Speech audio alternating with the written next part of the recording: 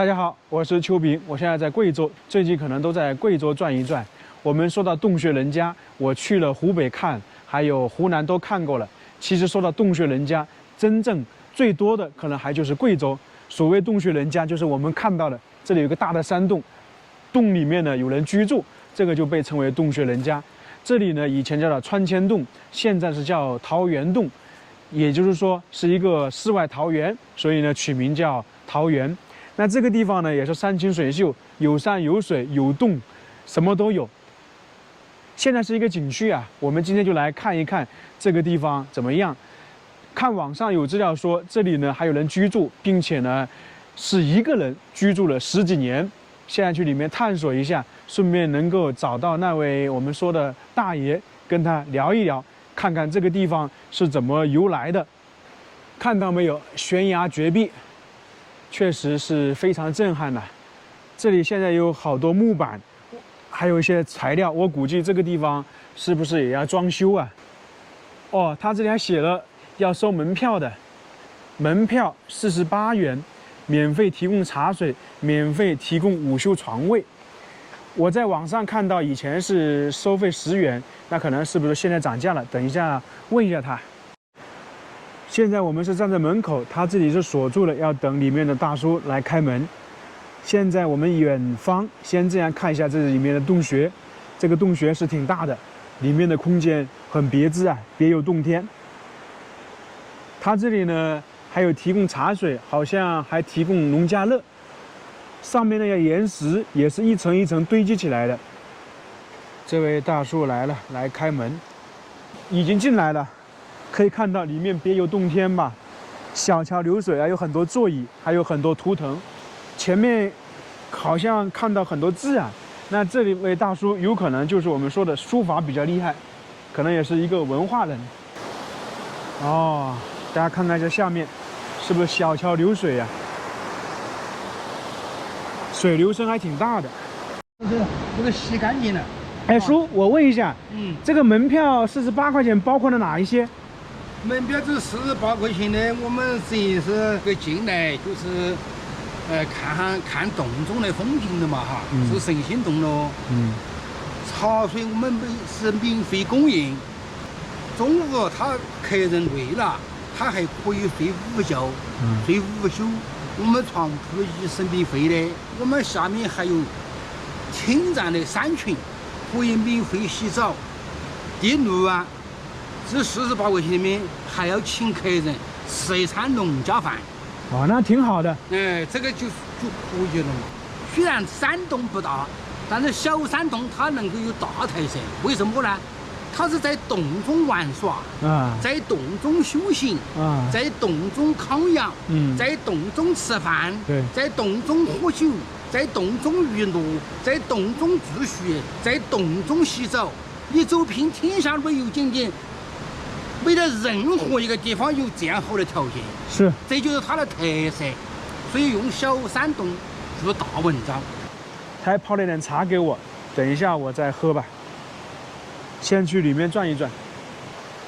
这个是沙发，当然了，这里可能就是有些人在这里吃饭，因为这里还搞农家乐，并且呢，他这里呢也提供烧烤场地，不过也是收费的。因为他这里本身以前呢。就是打造一个乡村旅游，所以说就是变成了一个景区。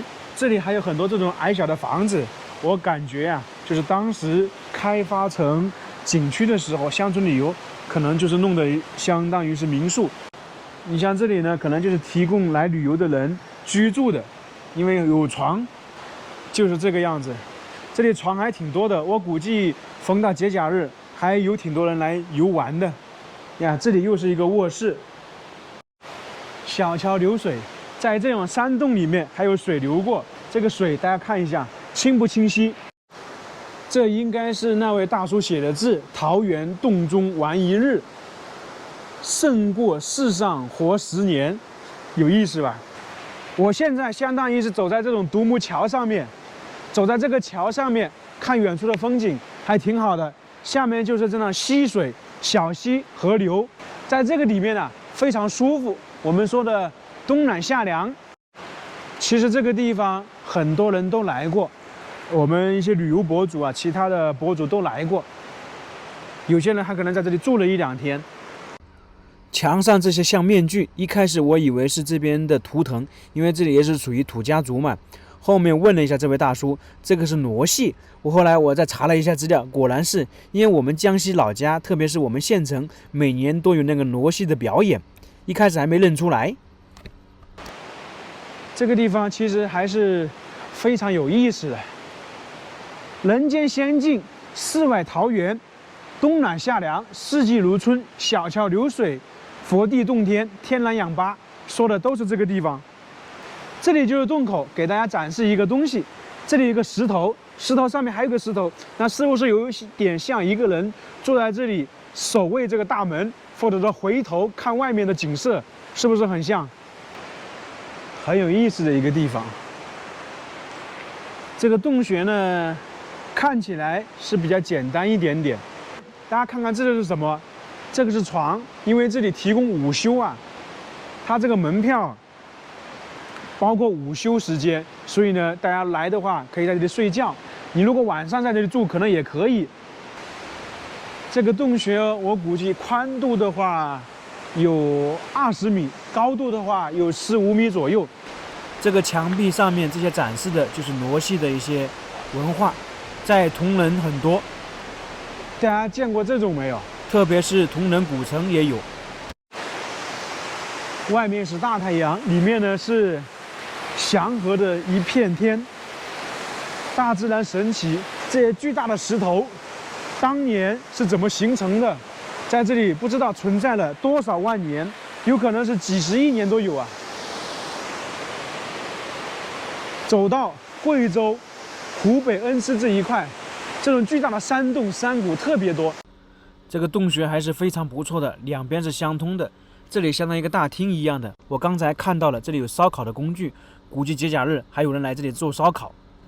我们现在去找那位大叔，聊一聊，让他给我们介绍一下这里的情况。师傅，您贵姓啊？我名贵姓沈，姓沈是吧？3点水的沈。哦，你这是重庆人吧？我不是重庆人，我是江西人。江西的哟。对，最近去了重庆，一直在重庆跟恩施这边游玩，就后来发现这里不错，就过来了。哦。我也有朋友来过。您在这里生活了多少年了？我今年的17年头。17，您今年多大了？年65啊。65，哇，40几岁就来了。嗯。当时怎么想到来这个地方生活呢？我老家就是外面了。就外面，你是土家族吗？我是隔了处。后面怎么搬到这个地方来了？搬到这个地方来，这个是我们大家联合起来搞了开发了嘛。搞了个旅游是吧？搞旅游开发了嘛，乡村旅游开发了嘛。那你当时投资了多少钱？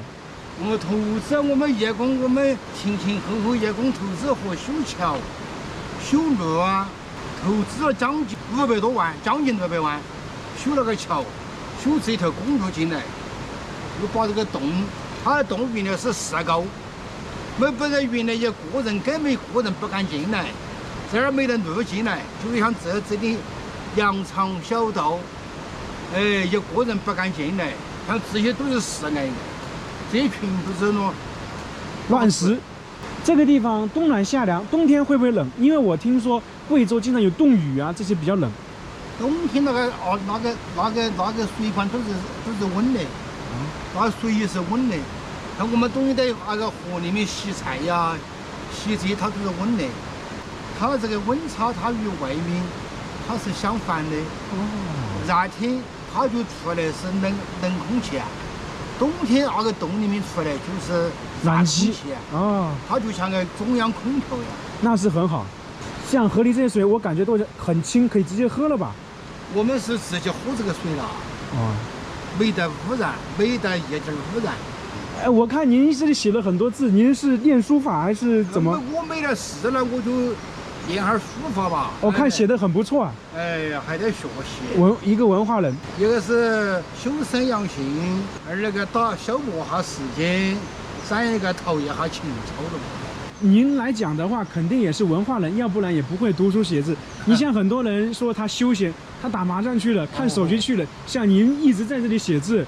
哎呀，我看一下，写得很好啊，一般人写不了啊。你现在连很多人拿毛笔都不会。有的还是写得好，他经常写，经常练。我这个呢，也是在学嘛，也老那边那事了嘛。